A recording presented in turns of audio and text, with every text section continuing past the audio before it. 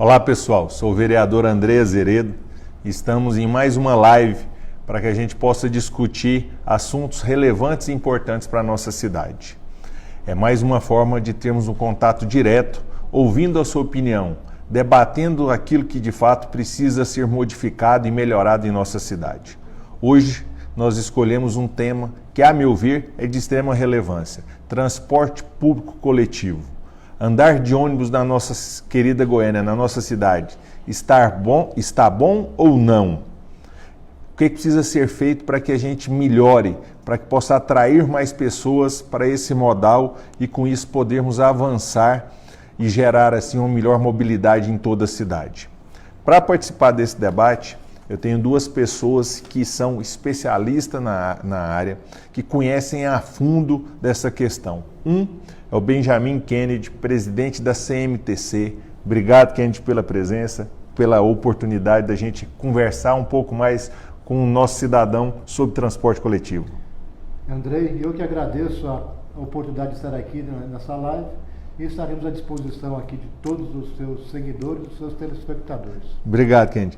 Professora Patrícia Margon, doutora em transporte e professora do IFG. Mais conhecimento técnico e prático, acho que é impossível. Obrigado pela oportunidade para que a gente possa pôr uma pitada daquilo que eu entendo que é o primordial: conhecimento, planejamento, sabedoria sobre o tema. Obrigado.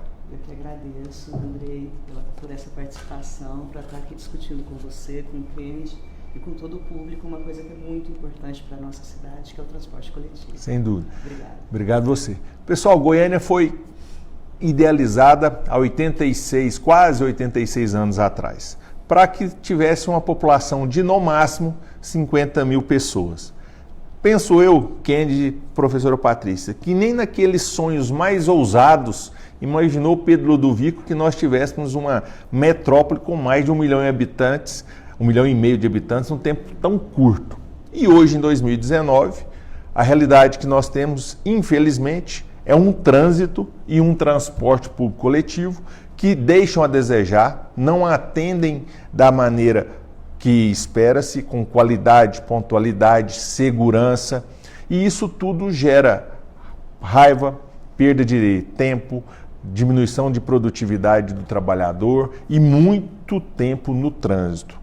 O que nós podemos fazer, se é que tem uma resposta única, Kennedy e professora, para que a gente possa ter de fato um transporte público coletivo de qualidade e, por consequência, um melhor trânsito?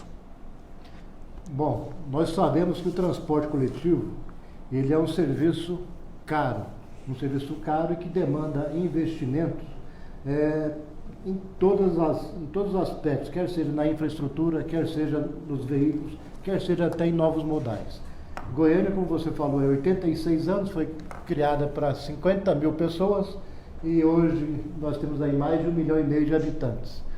E nós percebemos o quê? Que nessa cidade, praticamente só na década de 70, em 76, foi feito um grande vulto, exatamente quando foi feito a implantação do corredor Anhanguera. Então, em 76, quando foi feito o corredor Anhanguera, foi feito um grande investimento em mobilidade, em especial no transporte público coletivo. Depois, na década de 80, nós tivemos o sistema integrado de Goiânia, Aparecida, Senador Canedo, que era Goiânia ainda, alguns atendimentos aqui nessa integração. Então, outros investimentos foram feitos nessa época. Na década de 80 ainda tivemos alguns outros corredores, que eixo 90, 85, né? 90, né? Primeira radial. E praticamente parou. Depois nós viemos ter novos investimentos só em 98. Então, de 76 até 98, nós tivemos saímos de 300 mil habitantes em Goiânia para praticamente 850 mil. Então, nós quase triplicamos o número de habitantes na cidade e o nosso transporte coletivo ele ficou parado no tempo. Ele não teve esse incremento. Priorizou o transporte individual, o carro? Com certeza. Por quê? Porque quando você vai fazendo o espraiamento da cidade, você vai abrindo novos parcelamentos, automaticamente você abre novas vias, novo viário. Esse viário você está sempre incentivando que o morador da cidade, que ele adquira o seu veículo. Por quê? Porque o poder público vai estar garantindo a ele que ele... Você pode comprar o teu carro porque eu vou garantir que ele vai ter a rua. O asfalto. Asfalto lá para transitar. Muitas vezes nós vimos aí que na década de 80, na década de 90, nós não pensávamos na calçada, né? Sim. A gente pensava simplesmente no viário do veículo individual motorizado, e a calçada, que é o principal deslocamento de todas as pessoas dentro da área urbana da cidade, ninguém nunca cuidou. Então, só depois de 2005... E isso, infelizmente, é a prática de alguns. Tem muita gente que até hoje não preocupa com calçada, né? Exato. Né? Então, em 2005, nós começamos a preocupar em Goiânia com as calçadas, começamos a preocupar com a criação de novos corredores de transporte. Então, a lei, a 171/2007, que já é o plano diretor da cidade, que coincidentemente foi feito também pelo nosso atual prefeito Iris Rezende, já estabeleceu na Lei 171 a criação desses 124 quilômetros de corredores exclusivos e 124 quilômetros de corredores preferenciais dentro da cidade. E também uma malha cicloviária de 174 quilômetros aqui nessa Lei 171. E também o tratamento das calçadas. Sim. Então, na Lei 171 já tinha lá também os novos parcelamentos, as ruas quando forem pavimentadas, pavimentar a calçada também deveria ser padronizar as calçadas. Exato. Então, na realidade, nós ficamos parados no tempo. Quando nós tínhamos 300 mil habitantes, para quando nós tínhamos hoje 1.550.000. Por quê? Porque a mobilidade, ela demanda recursos. E se não tiver recursos, investimentos maciços do poder público, da iniciativa privada, de toda a população, nós não teremos calçadas adequadas, não teremos a malha urbana fluindo adequadamente, porque nossas artérias vão estar entupidas, e principalmente um transporte coletivo deficitário. Por quê? Porque se na década de 70, 76, ele atendeu às necessidades, e depois? Então, essas necessidades, elas têm que estar sempre sendo revistas pelo poder público para que o usuário do transporte coletivo e a população tenha as suas necessidades atendidas pelo transporte coletivo. Obrigado. E aí, professora, o que você entende, ou aquilo que é necessário para que nós possamos, de fato, ter um transporte público de qualidade e, por consequência, um melhor trânsito? Bom, André, eu acho que nesse caminho todo aí, né, que vocês falaram, né, pouco mais de 80 anos, saímos de 50 mil para mais de 1,5 milhão, contando Goiânia. Sim, nós bem lembrado. Nós um grande número de cidades, principalmente o transporte coletivo. Até porque é o movimento pendular, Goiânia é referência, né? Isso. Todo mundo pela manhã vem para o centro de Goiânia e no final do dia sai de Goiânia. Sai de Goiânia. Que vai, se a gente contar todo esse conurbado, ultrapassa 2 milhões. Sim. Né? E o transporte, o Goiânia é o centro. 2.520.000 hoje. Exato, e Goiânia é o centro, as viagens pendulares. E eu acho que nesse ínterim aí, o ser humano está deslumbrado com o carro, né? Isso é mundial. O ser humano gosta do carro, gosta da velocidade. E aqui no Brasil, no geral, a gente associou o automóvel a uma liberdade que, em 76, podia ser viável. Em São Paulo eu acho que já não, mas aqui em Goiânia era. E nesse ínterim a gente foi perdendo um foco, que é o planejamento do transporte para transportar pessoas. E não criar vias, criar viadutos, alças, loopings, onde o carro pode ali, né, se locomover bem, que foi o nosso foco desde 1970 para cá. Vamos focar o carro. As grandes obras de infraestrutura. Exatamente. E que o Kennedy falou muito bem, né? O que é ali para a pessoa que está dentro do ônibus, ele vê uma nova via sendo construída, um novo viaduto, uma nova passagem, aquilo ali está sendo para o carro. O que vem o sentimento dele? Eu quero sair desse ônibus, eu quero ir para o carro. O transporte público sofre muito com a baixa de demanda, né? Então, é necessário voltar o foco para transportar pessoas. Se a gente der um exemplo assim, de países bem mais desenvolvidos economicamente do que o nosso, nós vamos ver ali que o transporte público ele não é uma questão de classe social. Ele é uma questão de movimento, de deslocamento. Então, dependendo de um lugar que eu vou de metrô. Não interessa se eu sou o prefeito, se eu sou o presidente de alguma firma, de alguma empresa, é mais fácil ir de metrô. E é aquela coisa, o espaço físico é o mesmo, não vai caber todo mundo. Então, se eu priorizo ali, se eu dou mais espaço para o carro desenvolver velocidades maiores, e coloco o ônibus ali de uma forma, né? No nosso caso eu falo ônibus porque é o nosso transporte público aqui de Goiânia, ele para competir esse espaço com o carro, o ônibus, que é um veículo grande, pesado, mais lento, que sofre mais paradas, a ideia é essa mesmo, embarque e desembarque, ele vai ser o primeiro a ser prejudicado. Né? Ele vai disputar espaço com veículos menores, mais ágeis, né? E que não param a toda hora. Então a gente tem que voltar esse foco para transportar pessoas. Né, dar o lugar e colocar, dar o lugar do transporte público e colocar em prática o que preconiza as diretrizes do Plano Nacional de Mobilidade Urbana, que é a Lei 2.587, que é de 2012. E que ela, desde 2012, coloca lá como transporte motorizado, né, a prioridade é do ônibus. Ela tem uma pequena falha ali que ela não ilumina o como. E até hoje a gente não fez isso, porque é cultural. E cultura muda-se. Sim. Cultura muda-se. Por falar em como, e aí eu até faço uma pergunta. O presidente Kennedy tem uma proposta que ele está levando a conhecimento de toda a sociedade, que é, na concepção dele, quebrar certos paradigmas, porque o que eu percebo e acredito que você, por estar na área, também vê, é que nós estamos enxugando gelo há muitos anos, há muitas décadas. E precisamos romper certos paradigmas. Mas o paradigma que você busca romper é o do financiamento, buscando fontes alternativas como o do estacionamento rotativo pago, conhecida área azul, fontes outras como a publicidade nos abrigos, nos pontos de ônibus. Mas a principal fonte seria um aumento na taxa de licenciamento para que o transporte individual bancasse o transporte público.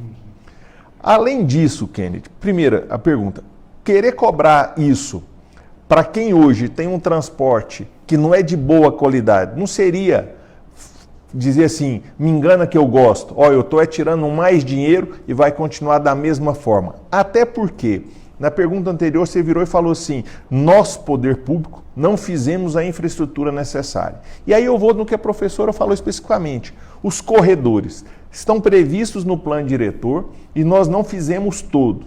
Como esses ônibus, caso tenham esse aporte financeiro para melhorar a qualidade no âmbito do Estado, esse aumento do licenciamento seja aprovado, mas por onde ele vai andar? Se do lado de cá nós não temos corredores de ponta a ponta, porque nós temos os corredores, mas são nos principais trechos da malha urbana e não de ponta a ponta.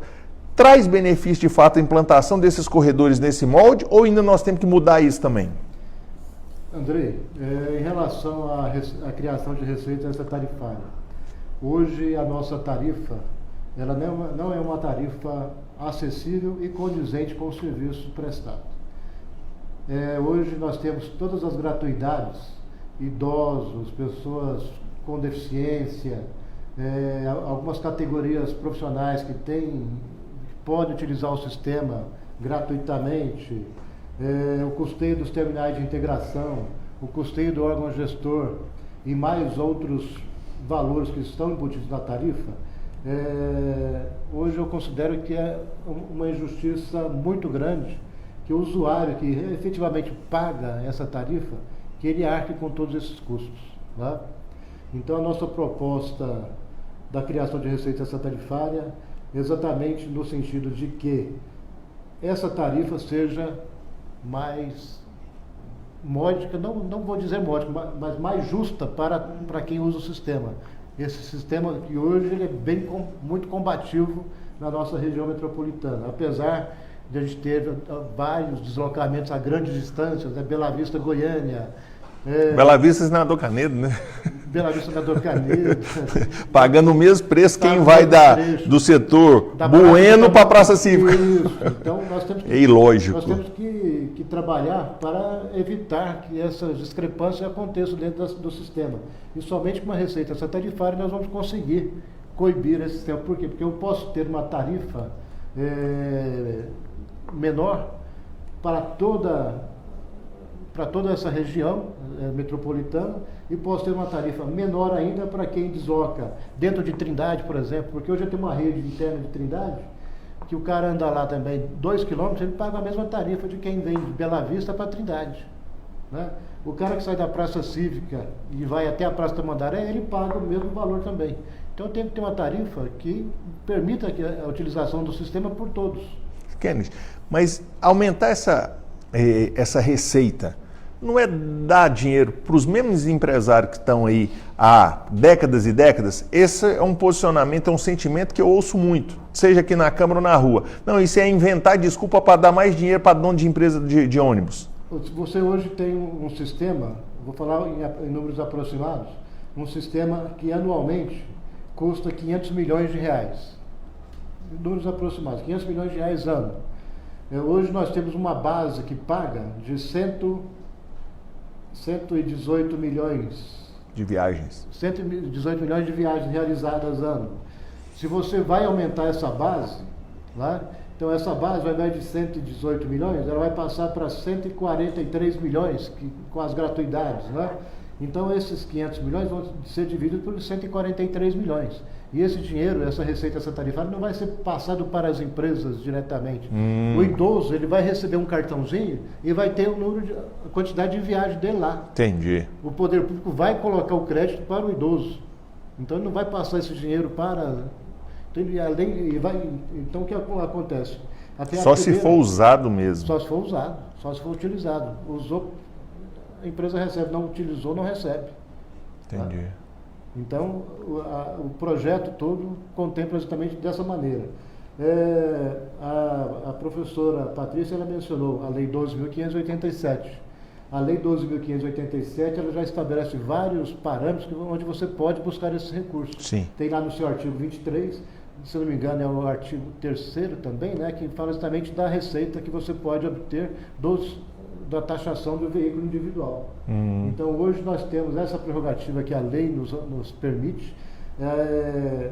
Eu entendo que essa taxa talvez não, creio que no futuro até não muito distante, ela nem mais será cobrada. Por quê?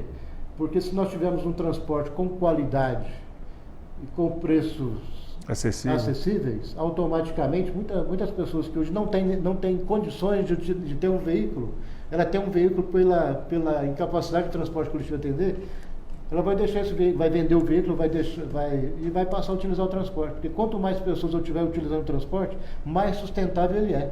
Menos dinheiro público eu preciso ter no sistema.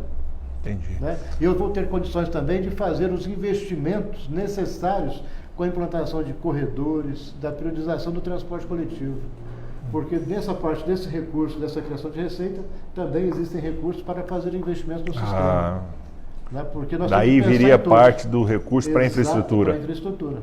Porque não adianta a gente pensar que nós vamos jogar só nas costas dos municípios, igual o que o município lá de Caldazinha tem condições de fazer de investimento lá para o transporte coletivo. Infelizmente a gente conhece a receita é muito pouca.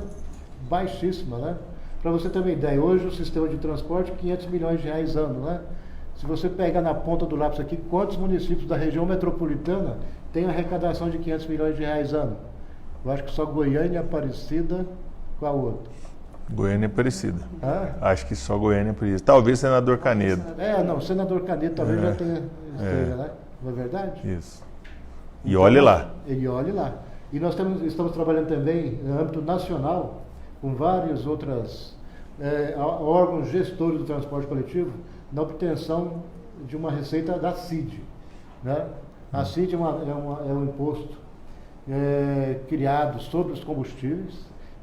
Quando ele foi criado, era só mesmo para manter a regularidade dos preços dos combustíveis, e depois acabou sendo esse recurso desviado para outros fins, e nós entendemos que esse recurso ele tem que voltar para o transporte coletivo agora, em relação ao custeio do transporte coletivo. Obrigado. Professora. Bom, eu concordo com o Kennedy nessa questão de precisa-se buscar outras fontes de financiamento. O transporte público que funciona bem em qualquer lugar do mundo, ele tem um subsídio gigantesco por parte do poder público e por parte de outras áreas, porque ele é caro. E não dá para repassar esse custo para quem usa. porque é o que a gente vê aqui. Temos algumas gratuidades. Algumas gratuidades são muito injustas, porque o trabalhador que ganha um salário mínimo, ele paga tarifa cheia. Sim. Né? Então, às vezes, eu tenho gratuidades para as pessoas que têm até uma condição um tanto melhor. A senhora falou uma coisa, se não pergunta uma parte, permite uma parte, que é aquela velha máxima. Alguém vai pagar a conta, não tem almoço grátis. Ou seja, se eu estou dando benefício e eu, poder público, entendo que é necessário, eu tenho que arrumar a fonte de custeio. Não é correto eu entender que é necessário aquele benefício, mas o cidadão que ganha um salário mínimo e paga para andar de ônibus também tem que pagar a cota parte daquela isenção, da gratuidade. Então isso é uma coisa que precisa mesmo ser revista. Como o Kennedy também falou, a gente tem que, isso é um dado mundial, 90% da população mundial é urbana. Sim. Né? Os problemas estão nas cidades. As cidades não arrecadam para custear os seus problemas e muitas vezes não têm autonomia. Então, se a gente for colocar ali um projeto de BRT e implantar ele, eu preciso de um financiamento. Governo federal ou instituições até, financeiras. Exato, instituições financeiras, e é muito caro.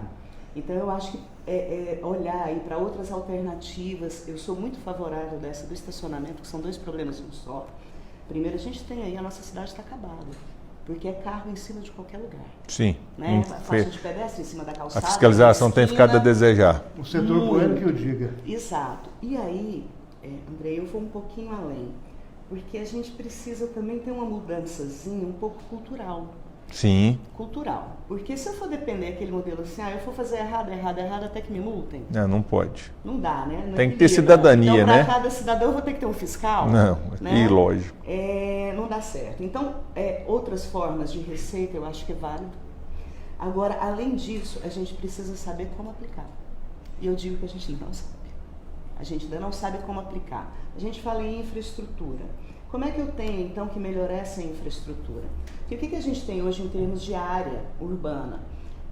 Num geral, um número meio grosseiro, mas 25% da área urbana é infraestrutura. Sim. Se eu for aumentando a infraestrutura, aumentando o espaço dela, eu vou espraiando a minha cidade. Eu vou aumentando as minhas distâncias. Não estou resolvendo, né? Quando eu coloco, vou pegar de novo os números aí do Kennedy, a gente não tem investimento para infraestrutura, é muito pouco para a infraestrutura do transporte público. Então, a lei da mobilidade, né, como ficou conhecida, a 2597, ela faz, quando eu falo que ela falta o como, ela falta dar diretrizes operacionais mesmo. Como é que eu vou investigar? Questão dos corredores, né? Aqui em Goiânia mesmo a gente tem dois tipos de corredores, exclusivos e preferenciais. Os exclusivos, aos moldes da Anhanguera, da Seda 90, né? O BRT está vindo com essa proposta, e alguns corredores preferenciais. Os corredores preferenciais eu vou colocar aqueles que a gente coloca ali do lado direito. Certo. Rasgado. Não funcionou em nenhum lugar do mundo. Não? Não. Não funcionou por quê?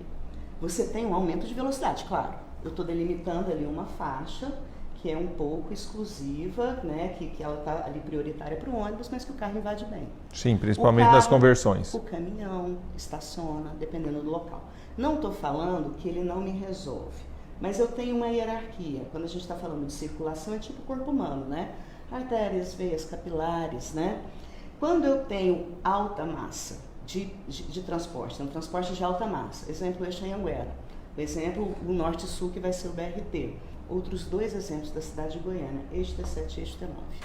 Os exclusivos T7 e T9, ele não vai trazer a velocidade que ele precisaria ter. E o T7 é o que carrega mais pessoas hoje, né? O exclusivo não, um preferencial.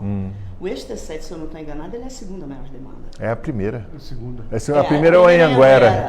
Ele é uma demanda maior do que o Norte-Sul. Sim. Ele é uma demanda maior. Não estou tirando a importância do Norte-Sul, né? Porque quando a gente vê ali nos vazios demográficos da região de Goiânia, é a região norte que vai crescer. Na realidade, quando ela densar... Porque o Norte-Sul, ele, quando estiver implantado, a bacia de atendimento dele hoje, lá na região norte, ela vai na região noroeste E norte. Da norte, ele vem todo para o eixo Anhanguera. Exato. Então, quando tiver o BRT... Vai dar uma equilibrada. Vai equilibrar. Mas voltando aí, o T7 já é um corredor que já está há um tempo ali com a demanda, né? Sim. Então, eu colocar um corredor preferencial lá, não é que vai ser melhor do que nada. Mas eu vou resolver mesmo, eu vou tornar ele tão atrativo. Eu precisaria de um corredor exclusivo. A lei 171/2007, o corredor T7, o corredor T9, na lei eles não na realidade eles são corredores exclusivos. Só que para você implantar um corredor exclusivo pela própria lei, pelo anexo 3, né, se não me falha a memória da lei 171, você tem uma caixa viária de 36,2 metros. Mínima para a implantação do corredor exclusivo. E aí chegou-se no estudo definiu que provavelmente só quando 2025 a 2030, com a adaptação da cidade, é que nós teríamos condições de fazer essa implantação. Por quê? Porque a caixa da via já poderia ser alargada, porque todas as testadas e as fachadas dos prédios já estariam nesse recurso. Padronizados. Então, lá existe ainda... Mas tem um projeto básico, né? Antigo, Isso, se eu não me engano... Nossa, eu não vou saber a data, 2004, por aí. T7, T9, com corredor preferencial central, né? Porque são locais, pelo menos a T7, você tem... A maioria dos prédios, principalmente os comerciais, ele tem aquele recuo de calçada que permite um estacionamento na frente. E se adapta. Sabe, que esse projeto foi, na verdade, ele foi encomendado até pelo atual prefeito. Só que tem lógico, que quando eu coloco aqui, eu coloquei 3 pontos, que eu acho complicado para o nosso transporte público. Primeiro, a receita, a falta de receita que o município tem. A infraestrutura, com a inversão, de onde eu invisto na infraestrutura. Se a gente pegar aqui nesse século, com exceção do BRT que está começando agora, o investimento em infraestrutura priorizando o transporte público, a não ser alguns terminais que foram realmente remodelados e ficaram bem melhores mesmo, foi muito baixo. E uma questão que é o que a gente tem que mudar um pouco e tem que ter programas para isso, que é a questão cultural do nosso amor pelo carro. Eu não vou conseguir dar prioridade na operação do transporte público se o carro estiver no mesmo patamar de importância. Problema gravíssimo, não estou falando que é simples, porque se eu for tirar hoje, proibir o carro e falar, não, você sai do carro e vai para o ônibus, o nosso sistema estoura. Ele não é capaz. Então, esse equilíbrio, até quando eu vou ali, porque o carro, ele só vai sair de cena se for criado impedimentos para ele. Primeiro impedimento, estacionamento. Regulamentação de estacionamento e proibição de estacionamento. Se eu não tenho como estacionar, o plano diretor, pelo que eu vi, já está prevendo algumas coisas assim, e é fundamental. Porque o carro estacionado em qualquer lugar, ele atrapalha o transporte público, ele atrapalha o próprio carro. O pedestre, todo mundo. O pedestre foge, porque é uma questão de segurança, de percepção de segurança, né? Então, mudar essa cultura de que, olha, nós temos que cada um andar no carro, cada um na velocidade que quiser, o tempo inteiro que quiser. Né? O carro é muito bom, não estou tirando isso. Mas que as pessoas tenham o seu carro para o lazer. E que os movimentos pendulares mesmo, que é aquele que você sai de casa para o trabalho e volta para casa, sai para casa, vai para a escola, volta para casa, que em alguns locais ele tenha mais facilidade de ser realizado por ônibus, né? E em muitos debates assim, eu escuto falar, mas cultura não muda. Muda. Antigamente a gente chamava, quando o marido matava a mulher, a gente falava que era crime passional, né? Sim. Dava até um em volta, né? Matou por amor. Era feminicídio. Era até excludente de licitude. Exato. É violência. Hoje, graças a Deus, esse absurdo acabou. A maioria de nós aqui, quantas vezes nós não viajamos sem cinto de segurança? Sim. Tinha carro que nem tinha, né? Mudou hoje, né? Mudou inclusive a forma de se produzir o carro. Na maioria dos modelos, se você não põe o cinto, ele vai assinar um sinal sonoro. Então, dá para mudar. Agora, além das formas, no paralelo aí de formas, de como a gente coloca e arrecada mais para poder custear esse transporte e não ficar dependendo tanto de verbas que vêm de outros lugares, nós temos que saber por onde nós vamos usar essa verba.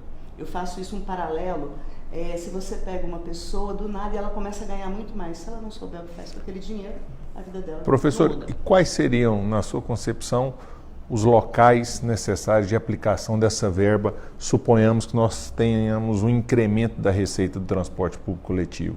Nos eixos de maior demanda. Nos eixos de maior demanda. Nos eixos de maior demanda, com um detalhe que eu acho, André, é uma coisa que aí vai uma implicância minha. Eu sou implicada com os pontos de ônibus. Né? Você vê, a gente tem vias enormes. É tão triste quando a gente vê, você passa nesse calor que a gente vive, nesse clima seco, e às vezes as pessoas tem o ponto de ônibus, tem o abrigo, mas ela está alinhada ali na sombra de um poste, porque o sol está direto naquele ponto de ônibus. A estrutura é fixa, né? Sim. Ele é um abriguinho assim. Se o sol pegou aqui, ele vai estar aqui. Então, Ninguém fica dentro, fica atrás se por causa da choveu, sombra. todo mundo molhou. E ela é a porta de entrada do sistema. A porta de entrada. Né? Se eu não tenho um conforto ali e segurança, um problema que pra gente aqui está cada vez maior. A influência da segurança pública na mobilidade. A gente foge para o carro por conta disso. Mas muitas vezes. nesse ponto eu aproveitaria até para também questionar o Kenny. A senhora falou de segurança.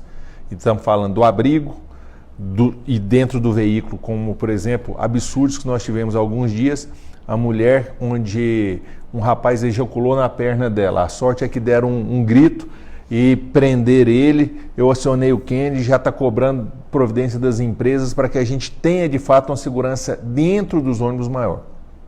Mas e na última milha, que é onde o ônibus não vai e a pessoa tem que chegar a pé em casa? E ao contrário, cedo ela sai muitas vezes o trabalhador ainda no escuro para ir até o ponto de ônibus e pegar.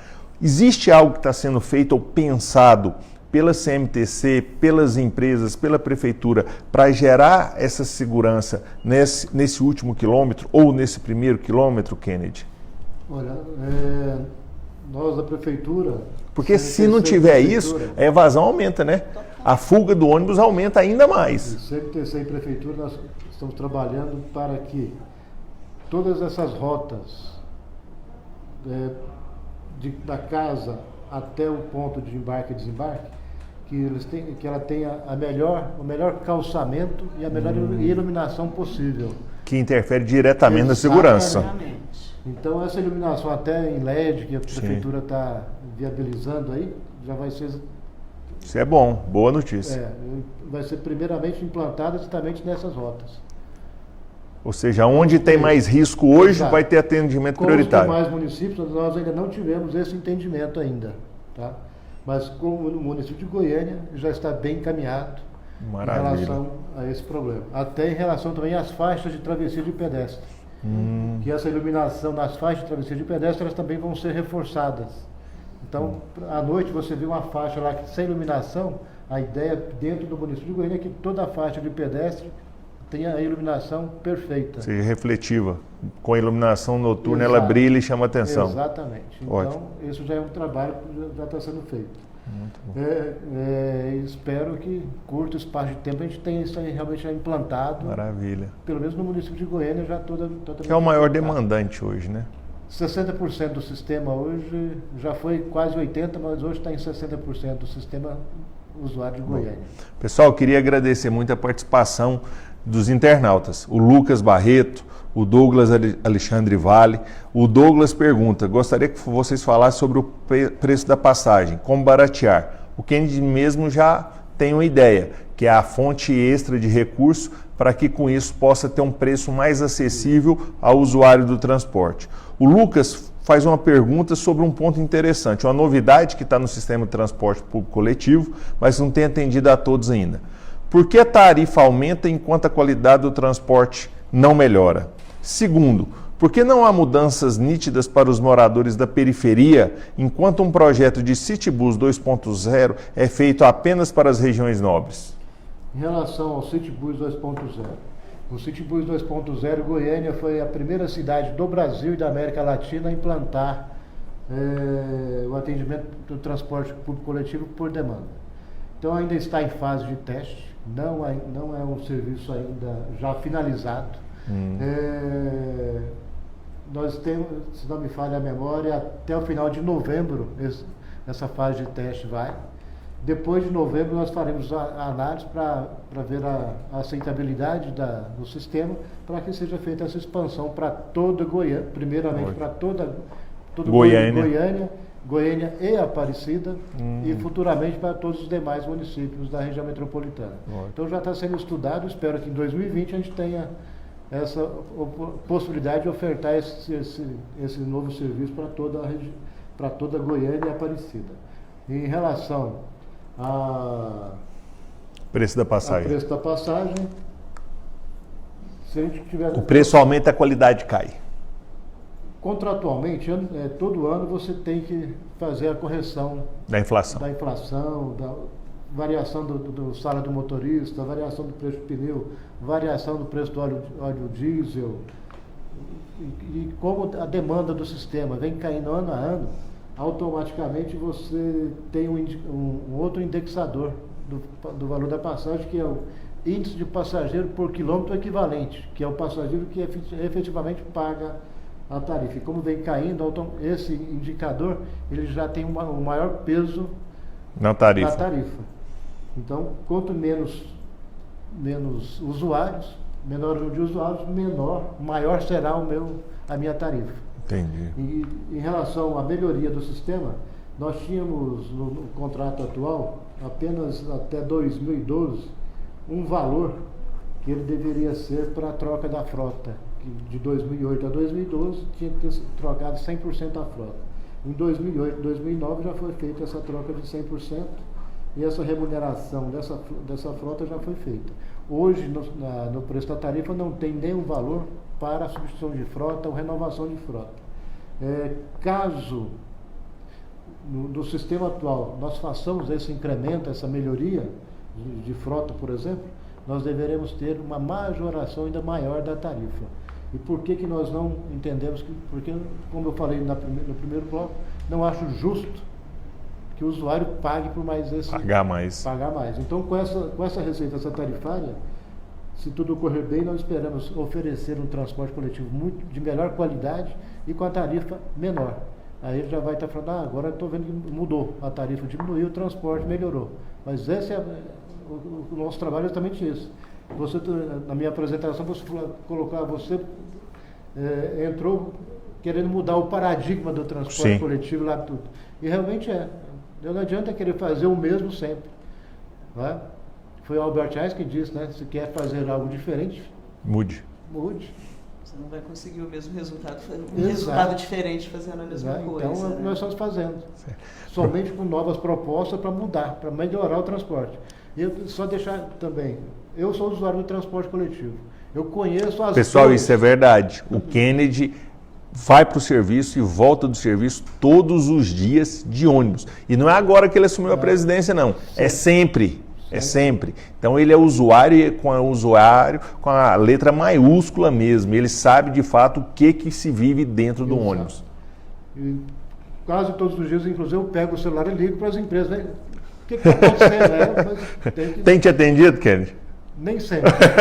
Você vai me cobrar mais então. Cobrar mais. Mas eu conheço as dores e eu preciso melhorar o tratamento para com o usuário. Ótimo. Professor, falando em melhorar, a senhora disse muito da questão da necessidade de se mudarmos a cultura, mudarmos o paradigma. E que não há, de fato, hoje, recursos para grandes investimentos.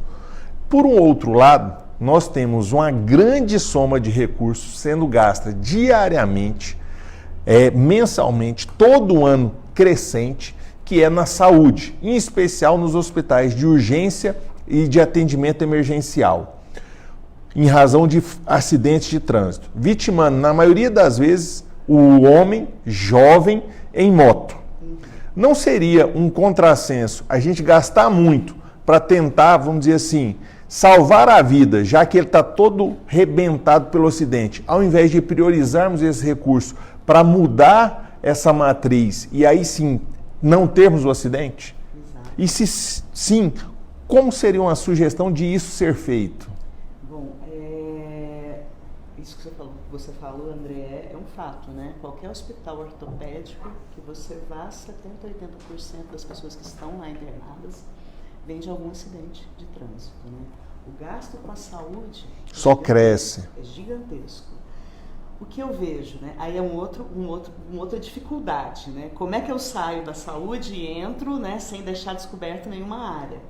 Mas o que se precisa ter? É claro que a gente tem aí muitas coisas onde o poder público precisa mudar a forma de enxergar, mas eu pego muito para a visão do cidadão.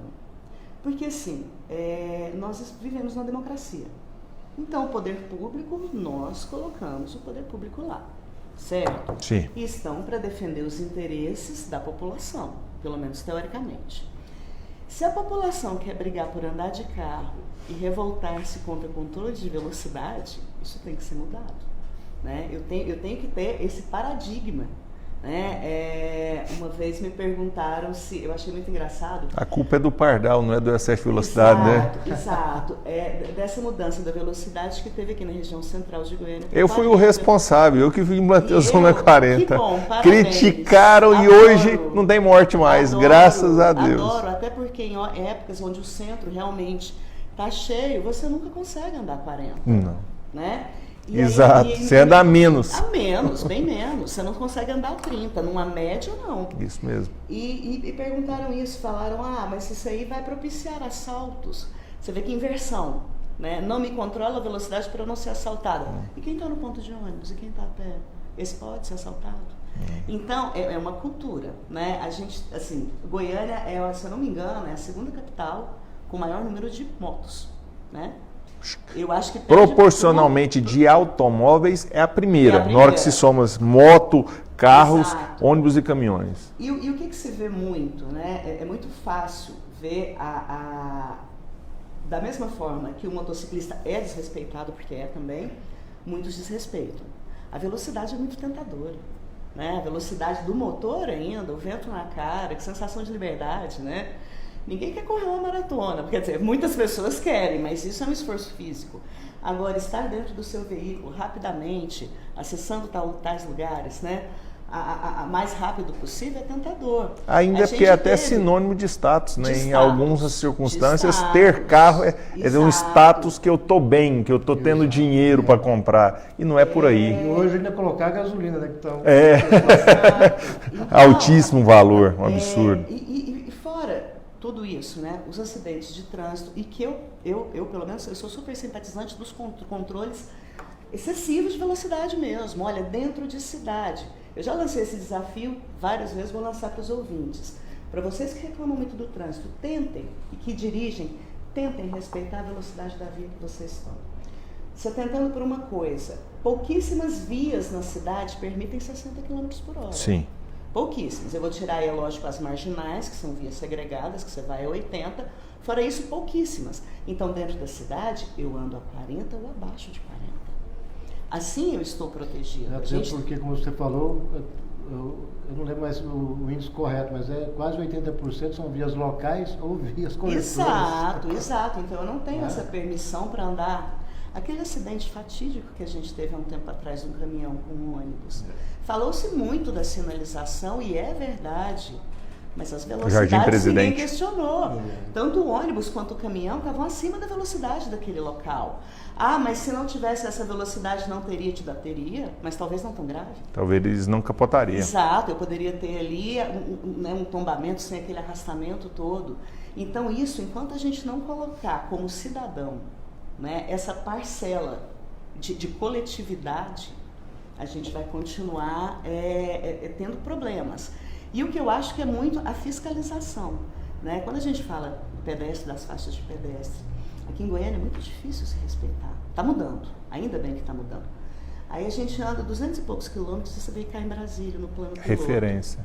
Se você tenta atravessar e a pessoa passa por você e não vê, ela para o carro e pede desculpa. Sim. Como que isso conseguiu lá e aqui não? Campanhas de educação. Campanhas ostensivas de educação, unindo sociedade, universidade, mídia e uma fiscalização ostensiva. Multando. Então, a relação da velocidade, para a gente tentar diminuir. Porque a campanha de conscientização, 1 segundo, o que é na sua vida, isso por incrível que pareça, parece que não cola. Porque não vai acontecer comigo, né? Não é essa a sensação que a gente tem?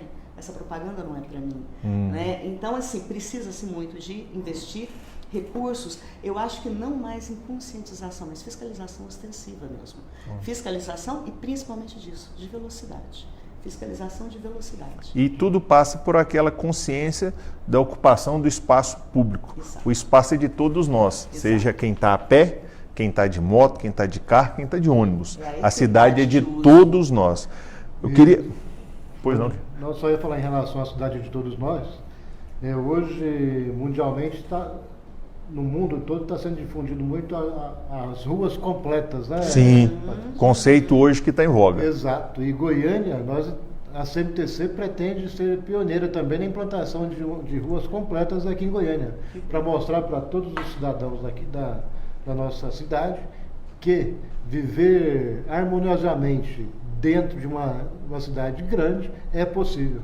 O modelo mais próximo que nós temos de uma rua completa seria a Avenida Universitária, da Praça Cívica até lá na Praça Universitária, certo, Kennedy? Da Praça da Bíblia até a Praça... Não, da Praça Cívica... Não, mas a Praça da Bíblia é o mesmo conceito.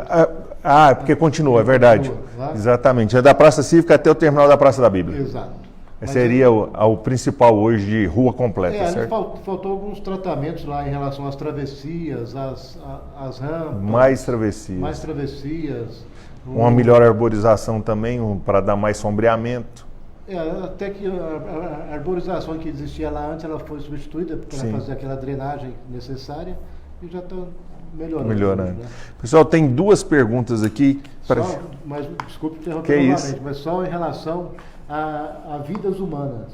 Na Avenida Universitária, nós tínhamos 3 a 4 mortes no trânsito anualmente. Desde que foi feita aquela intervenção. Em junho de 2012, quando foi feita aquela intervenção, nós tivemos uma morte, que foi aquele ciclista. Um ciclista atropelado. Que atropelado. Então, até resultado extremamente positivo. Quando você constrói uma via compartilhada, né, para todos, muda completamente a utilização dela e a segurança reflete. Isso é muito bom. Tem mais duas perguntas e eu vou fazê-las em conjunto para a gente poder finalizar. A Rosimeire Rodrigues e do Laurêncio Messias Carvalho.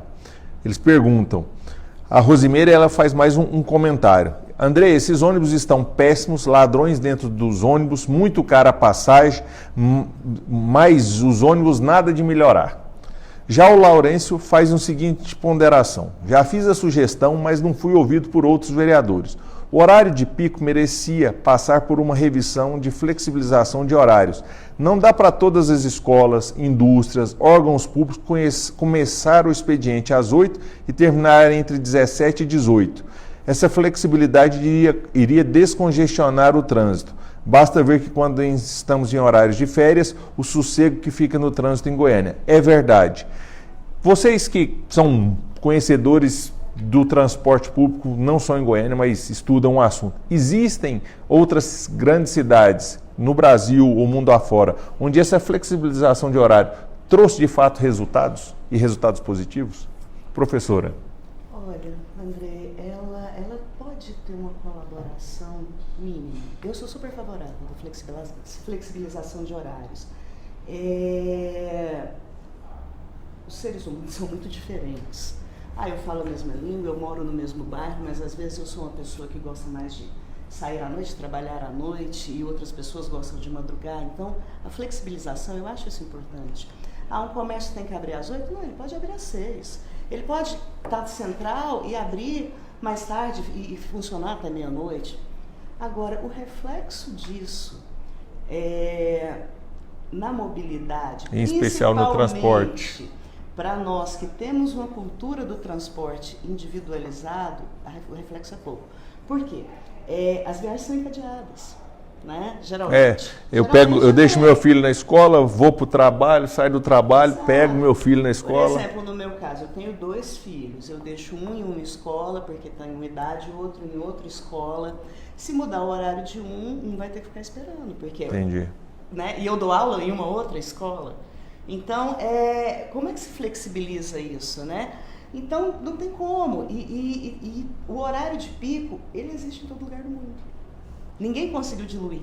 Você consegue, é claro, diluir o congestionamento quando eu coloco ali um transporte público eficiente.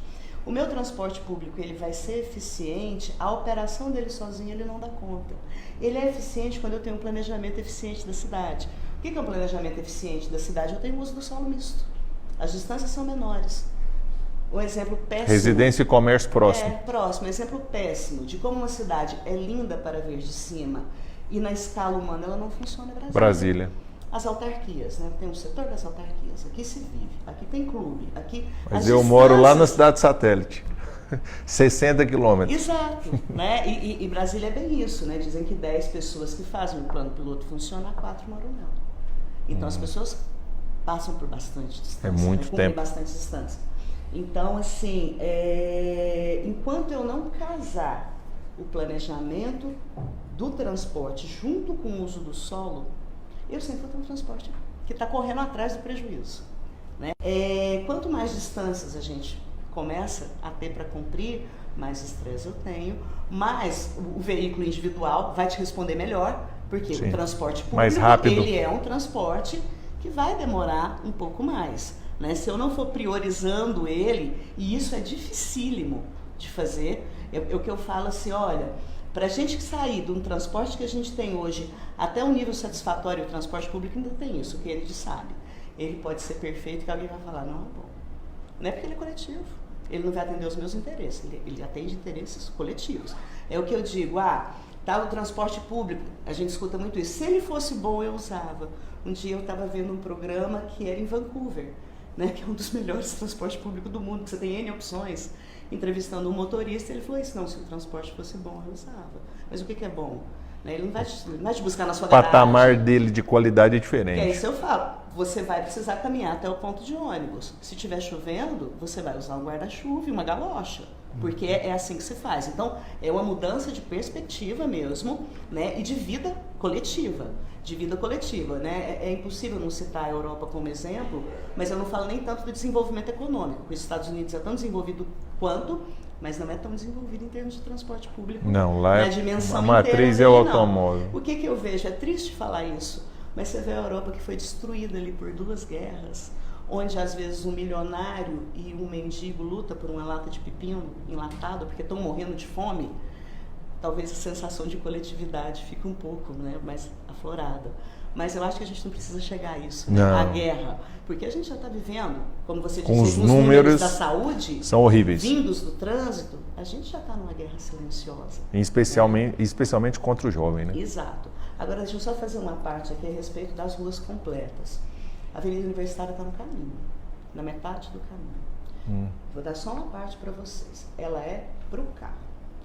A arborização faz sombra, mas a sombra à noite me traz escuridão, o que tira o pedestre dela e o ciclista também. As calçadas, isso ainda, né, o plano diretor está propondo e eu acho que eu sou otimista, a gente vai resolver, mas as calçadas ainda cada uma de um jeito. A iluminação, ela é voltada para a via, ela não é iluminação para o pedestre. As informações e as sinalizações são para os veículos. Né? Então, assim, está faltando ainda mudar esse paradigma de colocar as pessoas na cidade com equipamentos voltados para as pessoas. O que é isso? Informação, né? Informação turística, informação de sinalização e não voltada para o carro. Lembrando que as pessoas não são como um motorista, que tem uma cartilha, um treinamento e uma prova para ter uma habilitação.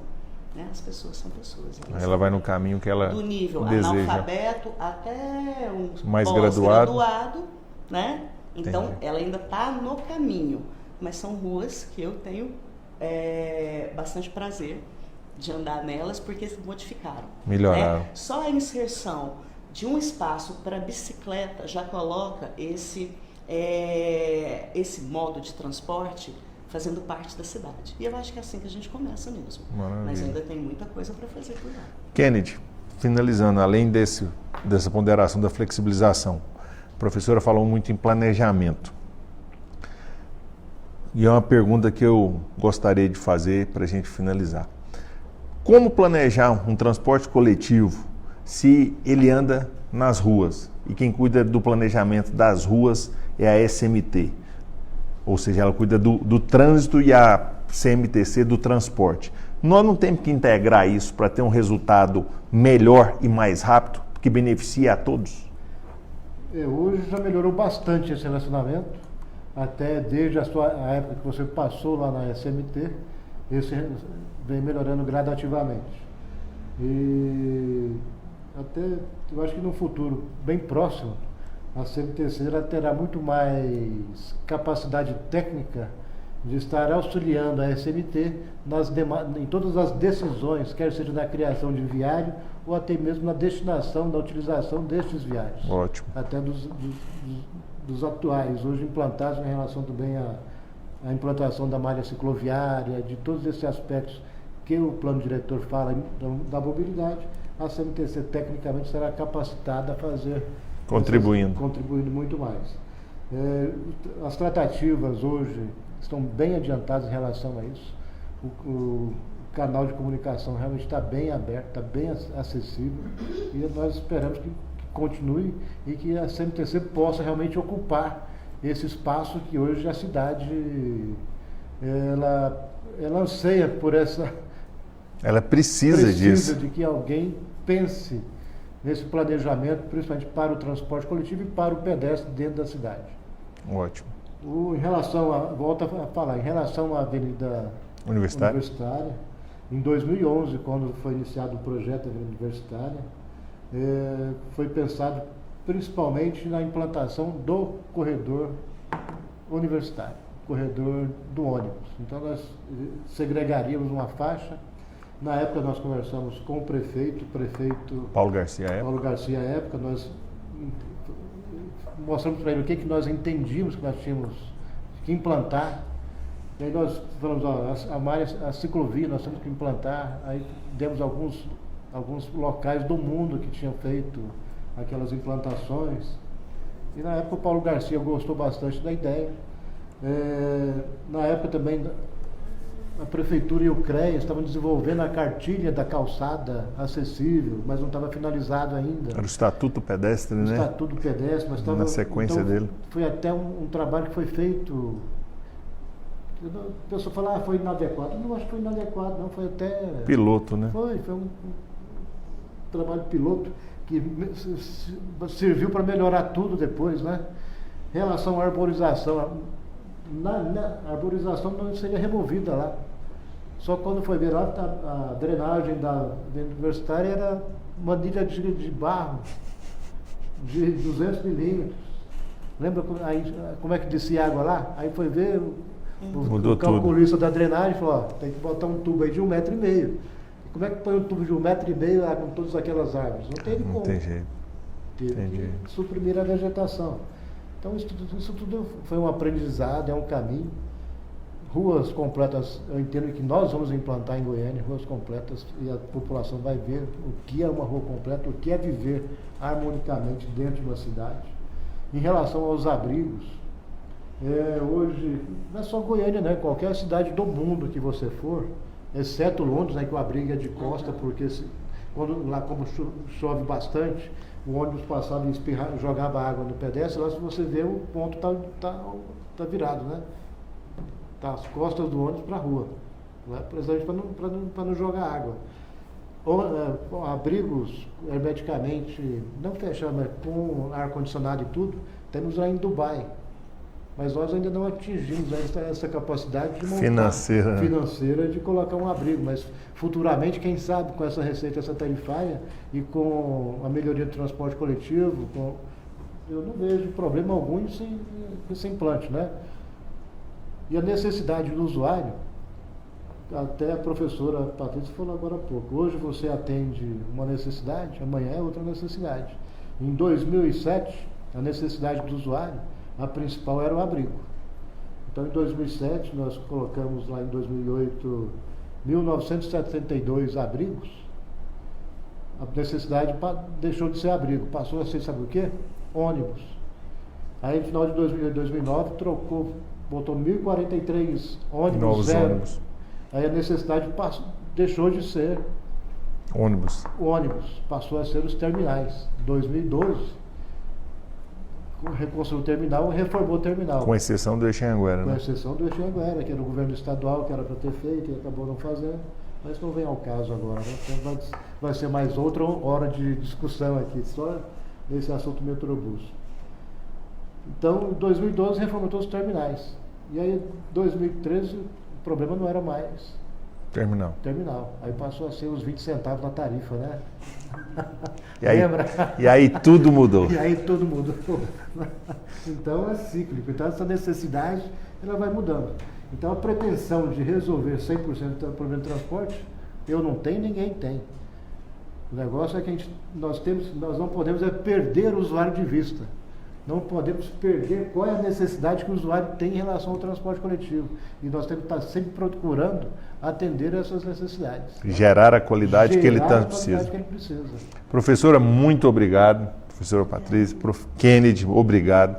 Pessoal, vocês viram nesse longo debate, mas extremamente produtivo, nós falamos muito sobre a necessidade da mudança de cultura, e isso é importantíssimo. Não adianta termos uma boa infraestrutura, nós termos bons ônibus, se não tiverem as pessoas para usar o ônibus a rodar nessa infraestrutura. É preciso mudar a cultura e lembrarmos que o espaço público deve ser utilizado por todos. As fontes novas de receita, o Kennedy está nessa batalha, vai enfrentar muita pedreira ainda, porque a população precisa acreditar, e eu entendo a população, Kennedy, que não será apenas um artifício a mais para dar dinheiro para as empresas que já estão aí há muito tempo. E, professora, que a gente possa de fato ter uma cidade onde os espaços públicos e o uso do espaço público seja melhor tratado. E eu quero agradecer a participação de todos, os internautas que nos acompanharam, aqueles que enviaram as perguntas, que continuem participando do nosso mandato, aqueles que não tiveram as perguntas respondidas, eu as irei responder, buscando auxílio dos convidados para que a gente possa atender ao seu anseio e que a gente possa, em breve, ter mais contribuições de vocês, porque nós estamos com a discussão agora na casa das alterações do plano diretor. E não tem como se falar em plano diretor se a gente não falar em uso do espaço urbano, do ordenamento do espaço urbano e do transporte coletivo, da matriz de transporte como vetor de desenvolvimento da cidade, de crescimento da cidade. Então, desde já eu agradeço, mas pedindo a contribuição de vocês para esse próximo debate, tá bom? Um grande abraço, fiquem todos com Deus.